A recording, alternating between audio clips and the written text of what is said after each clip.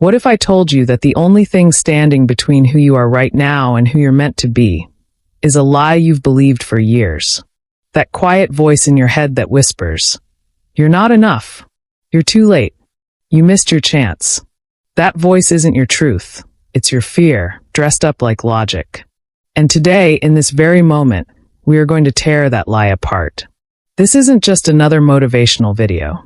This is your mirror, your reset button, your permission to finally reclaim your confidence and silence the self-doubt that's been living rent-free in your mind for far too long. You were never born with doubt. That came later, after life taught you to second-guess your worth. As a child, you didn't question whether you were lovable, capable, or worthy of attention. You just were.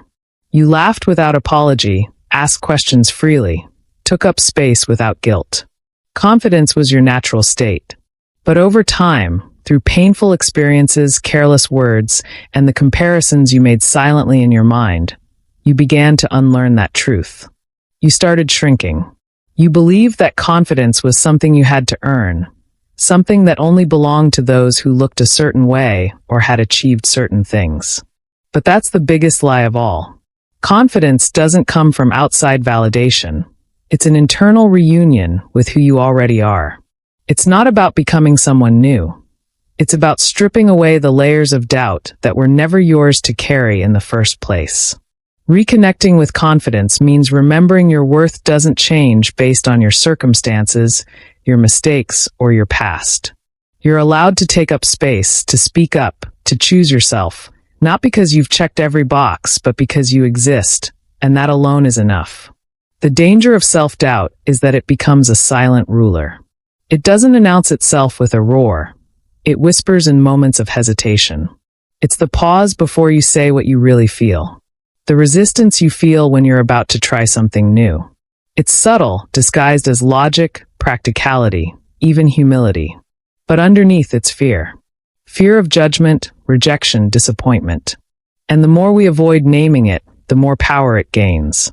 The truth is, when you start to name your doubt, to actually call it out and trace its roots, you realize it rarely belongs to you. It's a reflection of someone else's limitation, someone else's projection, something you picked up but never questioned. And when you do name it, when you look it straight in the eye and say, "I see you, but you don't get to run the show anymore," you begin to loosen its grip. Because doubt thrives in secrecy, but it can't survive the light of truth. Somewhere along the way, you were taught that your value is in how much you give, how much you tolerate, how much you endure, how much you sacrifice. You were praised for being the one who holds everything together, who never complains, who always says yes. And slowly, without even realizing it, you began to equate love with self-abandonment. You wore your exhaustion like a badge of honor. You measured your worth by how much space you left for everyone else. But confidence cannot coexist with chronic self-neglect. Because when you constantly silence your needs, you teach yourself that your voice doesn't matter. When you overextend just to keep the peace, you train your body to believe that being safe means being small. The truth is, setting boundaries isn't selfish, it's sacred. Saying no isn't rejection, it's redirection. Real confidence rises when you stop confusing being needed with being loved. It grows in the moments when you choose yourself, not because you're trying to prove anything, but because you finally realize that being whole matters more than being liked. You can still be kind, still be compassionate, and still honor your own limits. You're allowed to protect your peace, not just maintain others. Confidence doesn't magically appear when the stars align or when life slows down. It's built in the quiet, often overlooked moments of your day. The ones where you either keep or break the promises you've made to yourself. When you say you'll get out of bed and you do, when you decide to speak kindly to yourself instead of tearing yourself apart, when you choose to show up even when it's hard. Those are the seeds of self-trust. And self-trust is the foundation of confidence. It's not about how big the action is, it's about how consistent the intention is. Every time you honor your word, no matter how small the task, you strengthen the bridge between who you are and who you believe you can become. And that bridge is what helps you cross over doubt. Because confidence isn't loud or boastful. It's the quiet knowing that you can count on yourself again and again, no matter what life throws your way. You are not broken. You are becoming. But it's hard to see that when all you feel is the weight of what you've lost, what you've missed, or what didn't go the way you planned. We internalize pain as identity. We mistake a painful chapter for the whole book. And in doing so, we forget that healing doesn't make the pain disappear. It transforms how we carry it. The scars you carry aren't signs of failure. They're signs of depth. You've been stretched, tested, and reshaped by life. And though it may not feel like it, that reshaping is growth. The confidence you seek doesn't come from pretending everything's fine. It comes from allowing yourself to be fully human. To say, yes, I've been hurt. Yes, I've lost. But I'm still here. I'm still becoming. When you start viewing your life through the lens of becoming rather than being broken, you create room for compassion, patience, and progress. You understand that healing isn't linear, and neither is growth. You're not behind. You're not too late. You're unfolding, evolving, right on time.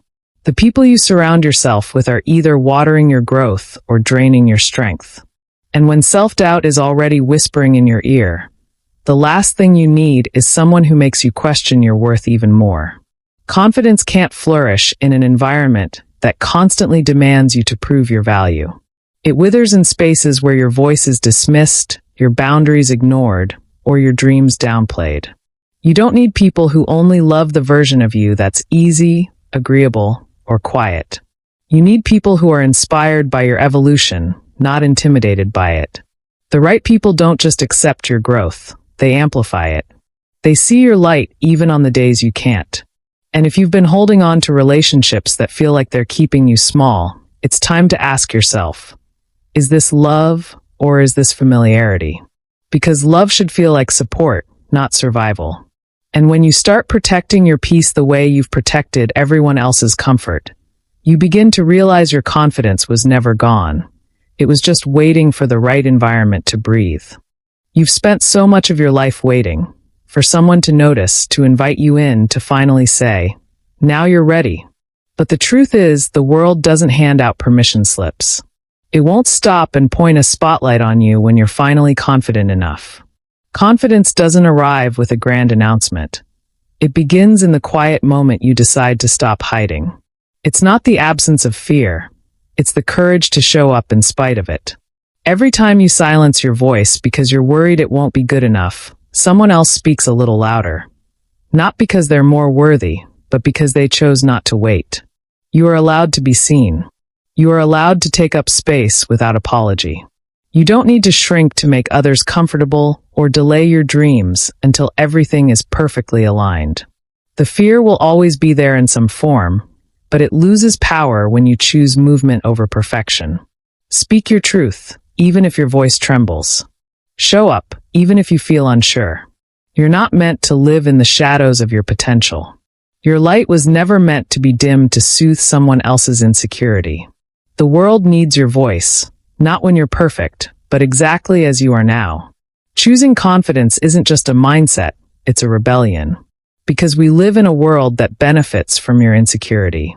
You're constantly sold the idea that you need to be more youthful, more polished, more agreeable, to be enough. But every time you decide to love yourself as you are, every time you choose healing over hiding, growth over guilt, truth over pleasing, you are pushing back against a system that profits from your doubt. That's why this work is so powerful. You're not just healing yourself, you're breaking cycles. You're teaching the people around you, the next generation, that confidence doesn't come from fitting in. It comes from standing tall in your truth. Every act of self-belief is a ripple of change. Every time you choose to believe you are worthy, even when the world tells you otherwise, you are reclaiming your power and rewriting your story from the inside out. If this message touched something inside you, if a single sentence made you pause, reflect, or feel seen, then don't keep that breakthrough to yourself. Drop your thoughts in the comments. Share your story. Let someone else know they're not alone. Like this video if it spoke to you. Share it with someone who needs to hear these words today. And subscribe, not just for more content, but because we're building a space where your growth, your healing, and your voice matter. And before you go, tell me in the comments, what's one topic you want to hear next? Let's grow together.